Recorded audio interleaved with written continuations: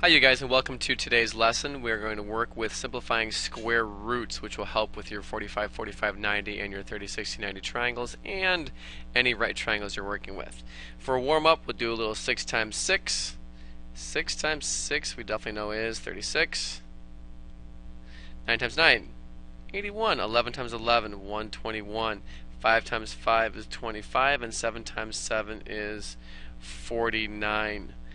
And then 10 squared, we know that's 100, 4 squared is 16, 3 squared is 9, 8 squared is 64, and 12 squared is 144.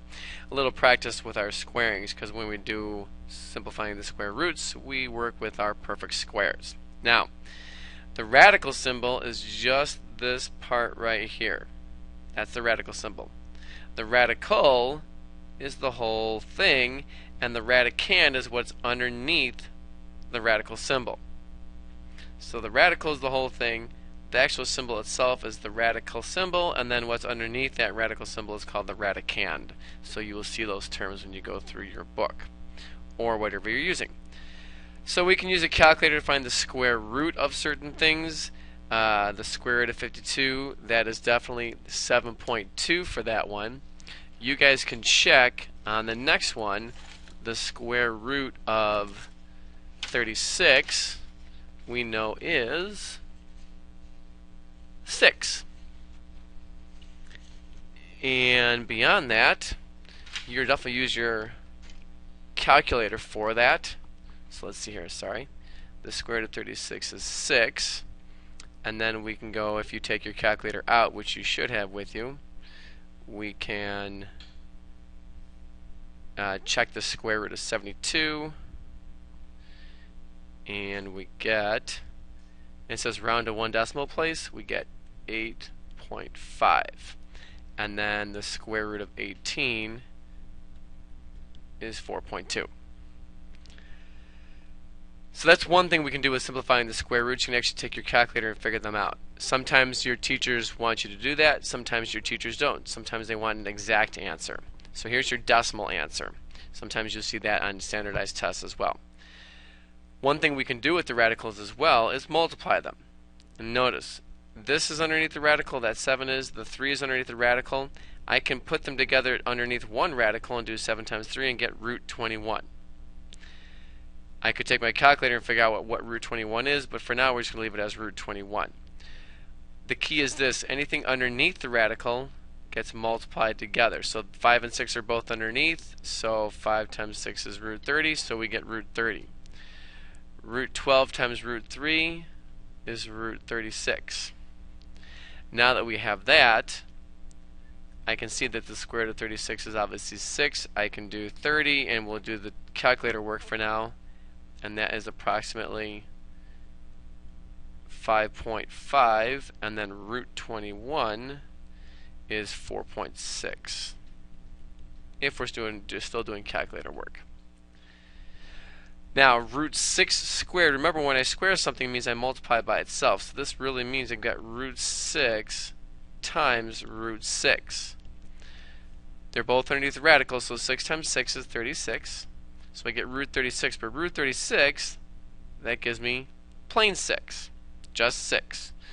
So hopefully you'll see that the radical and the square cancel each other, leaving you with just 6. So try to make that jump.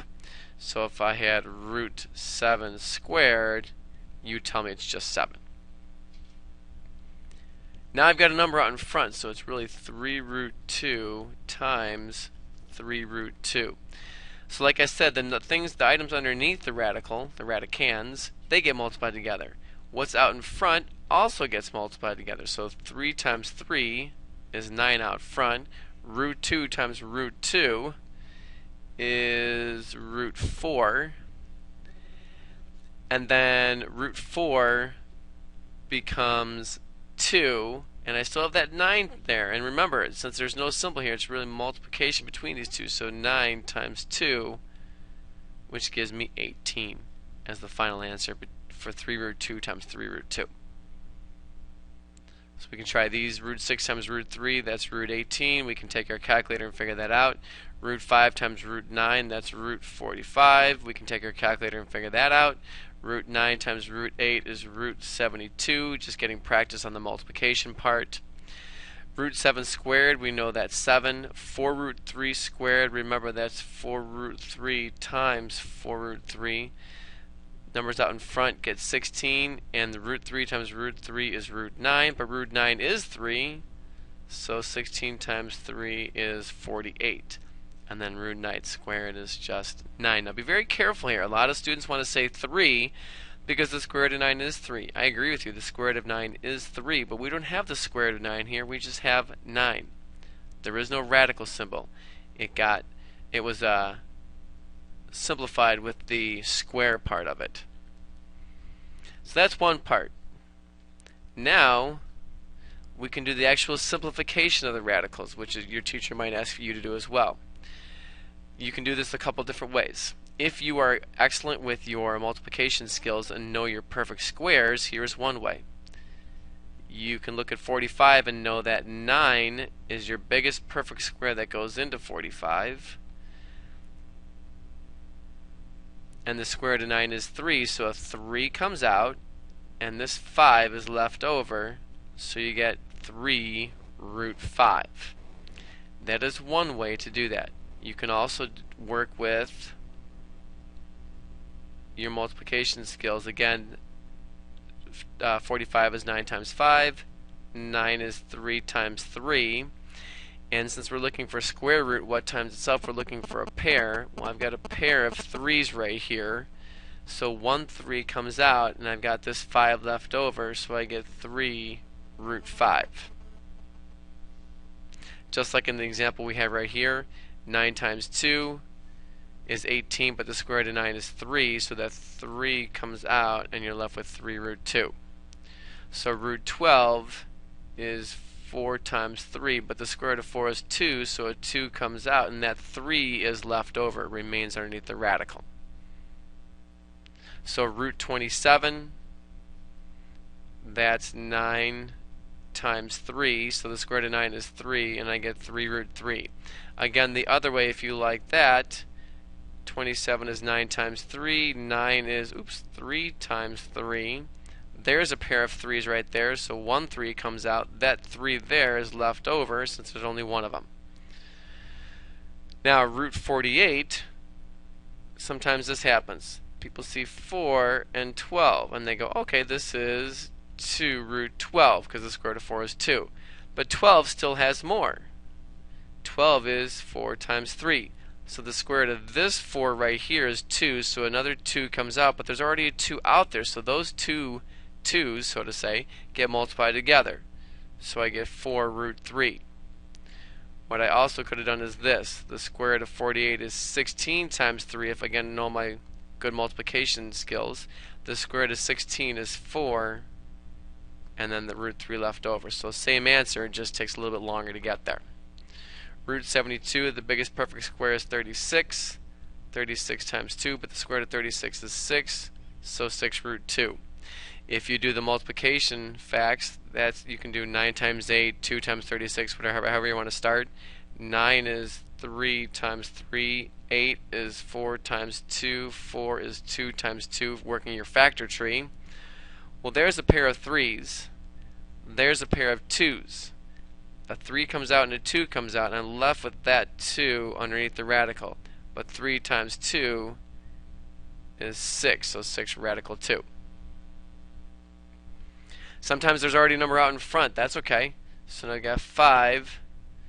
18 is 9 times 2, but the square root of 9 is 3, so a 3 comes out. And there's already a 5 out there, so 5 times 3, and that 2 there is left over underneath, so 5 times 3 is 15. 15 root 2. Root 27, sometimes you have to simplify 2 radicals and then multiply. So root 27, 9 times 3, the square root of 9 is 3, so I get 3 root 3. Root 8, that's 4 times 2, the square root of 4 here is 2, radical 2 left over. and then 3 root 3 times 2 root 2, so out in front 3 times 2 is 6, underneath 3 times 2 is 6, so 6 root 6. Same thing with this one here. Radical 18 is 9 times 2, the square root of 9 is 3, that 3 comes out, but there's already another 3 already out there, so 3 times 3 gives me 9, and then radical 2 times, and then root 8 is 4 times 2, the square root of 4 is 2, 2 times this 4 is 8, and then radical 2. When I multiply those two, I get 72 out in front, and root 2 times root 2 is root 4, but the square root of 4 is 2, so 2 times 72 is 144. Or if you can make that jump and see root 2 times root 2 is 2, and then 2 times the 9 times 8 is 72 times 2, so 144. Those are our multiplications. We can also do that with dividing the radicals and then rationalizing the denominator. Same principle as multiplying them. Since they're both underneath the radicals, I can make it one big fraction underneath the radical. 72 divided by 8 is 9. It's still underneath the radical, and then the square root of 9 is 3. Sometimes I can simplify these two numbers, or these are nice actually because the square root of 36 is 6 and the square root of 16 is 4, and then that reduces to 3 over 2. That's nice when both numbers are perfect squares. Sometimes they're not both perfect squares, but 36 divided by 3 is definitely 12. It's still underneath the radical, and then we simplify as we did above. 12 is 4 times 3, the square root of 4 is 2, and I've got that 3 left over underneath. Now that's all my division. If you look at all your answers, there are no radicals left in the denominators here. This one, though, it does have a radical in the denominator, and I can't simplify it because there's no radical on the top here, and 5 is not simplified by 3. So what we do is we rationalize the denominator. So we multiply, the quickest way is multiply the top and the bottom by the radical that you have in your denominator. So I multiply the top and bottom by radical 3. Because in essence this is really 1 right here. It's the same thing on top and bottom, so I'm not changing my answer here. So 5 times radical 3 is 5 radical 3, and radical 3 times radical 3, if you can make that jump, is really root 9, but root 9 becomes 3. Notice I no longer have a radical on the denominator. My radical is up in the numerator, and that's okay. It won't always work as nicely as this one does, but that's the process. You multiply the top and the bottom by the radical. You can also simplify a radical if you have one there, and then multiply the top and the bottom by the remaining radical. So here 72 divided by 9 is 8, so I'm left with root 8, and then 8 is 4 times 2, the square root of 4 is 2, so 2 radical 2. This one I can do root 16, that's 4. Root 24 though is not a perfect square, but root 24 is 4 times 6. The square root of 4 is 2, and that 6 is left over. Now notice, this 6 is underneath the radical, this one's not.